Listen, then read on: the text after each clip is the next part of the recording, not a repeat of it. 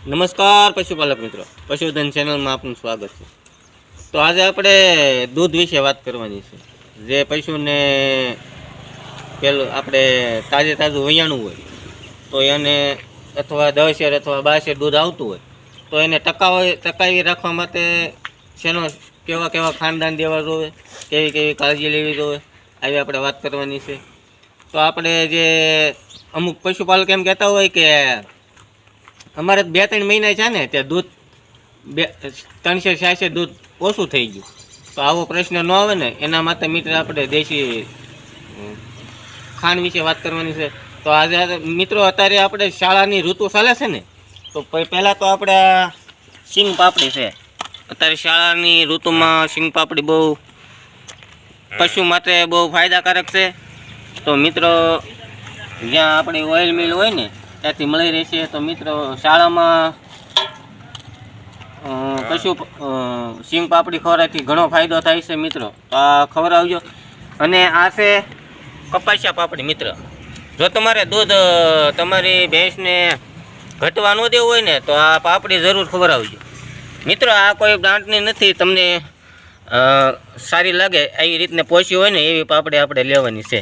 આને કપાસિયા પાપડી કહેવામાં આવે છે અથવા કપાસિયા ખોળ કહેવામાં આવે છે।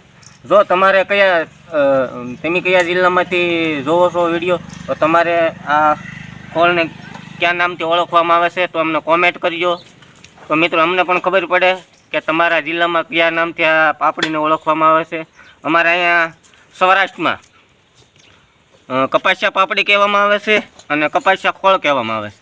તો મિત્ર આટલું કામ કરે છે ને કે તમારે 10 શેર દૂધ હોય ને તો 13 શેર દૂધ થઈ જાય એની પાકી ગેરંટી હો। આ પાપડી ખવડાવો ને તો 3 શેર દૂધ વધી જાય એનો અનુભવ છે। આપણે કાંઈ ફાંકા નથી ઠોકવાના કે 5 લીટર વધી જાય 7 લીટર વધી જાય એવું નથી, પણ 3 શેર દૂધ વધી જાય એનો હું તમને ગેરંટી આપું છું। આ પાપડી ખવડાવશો ને એટલે દૂધ વધી જશે। અને મિત્રો આ શાળામાં આવી બહુ સારી છે, આ કપાસિયા પાપડી છે એટલે ગરમ આવે એટલે શાળામાં તમને કોઈ નડશે નહીં।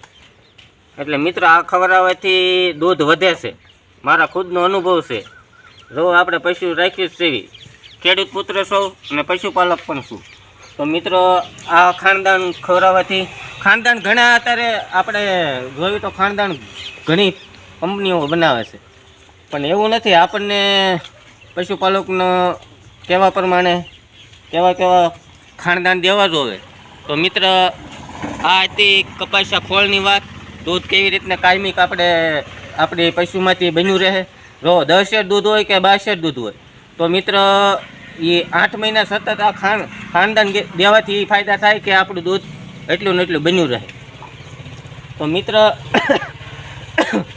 આ ખાનદાનથી આપણા દૂધમાં લગભગ ઓછું નથી થતું એમ, નકર અમુક પશુપાલક એમ કહેતા હોય કે અમારે તો જે વૈયાણું તાજું વૈયાણું છે અને દૂધ સારું 2 શેર 3 શેર ઓછું થઈ ગયું, તો નહીં, પશુને ખાનદાન દેવાથી 100% ફાયદો થાય છે। અને ખાનદાન દેવું જોઈએ, આપણા પશુ દૂધણા હોય ને એને તો ફરજિયાત દેવું જોઈએ।